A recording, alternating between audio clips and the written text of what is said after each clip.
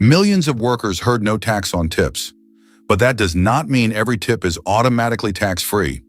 So who actually qualifies and what does the rule really say? Let's break it down. First, what it really is. No tax on tips is a new federal deduction for qualified tips, not a rule that makes every tip tax-free. It runs for tax years.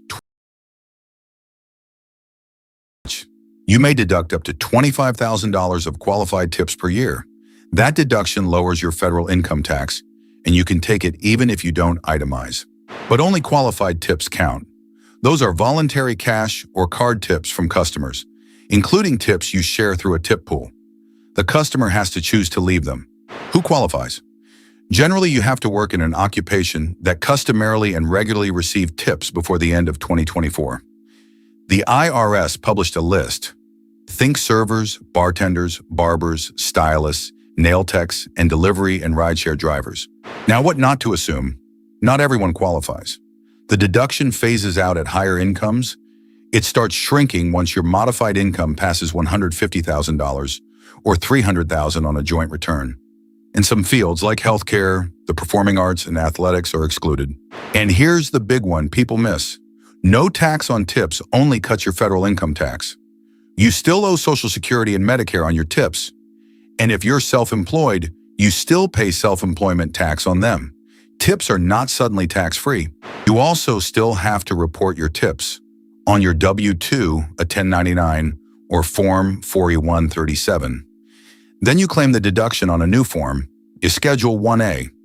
If you're self-employed, your tips go on Schedule C first, and the deduction can't be more than your net business income. And here's that form. This is the actual Schedule 1A from the IRS. Part 2 is where the tips deduction lives. You report your tips, then claim the deduction right here. Quick examples. A server with $15,000 in voluntary tips may be able to deduct them up to the limit. A salon owner's tips go on Schedule C, and the deduction can't top the salon's net income. But an automatic 18% service charge on a big party, that generally is not a qualified tip. So keep good records. Track your tip income, keep your pay stubs and tip reports, and hold on to anything that shows your tips were voluntary customer tips. One quick note on who makes this. The tax breakdown is prepared by a tax accountant with over 15 years of public accounting experience, so the rules you're hearing are checked against the IRS sources.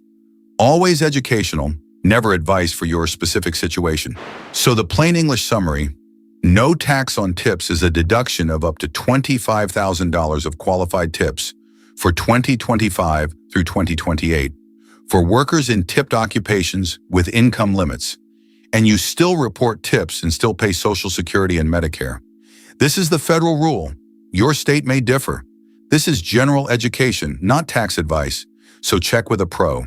Subscribe to the Tax Breakdown for tax rules in plain English.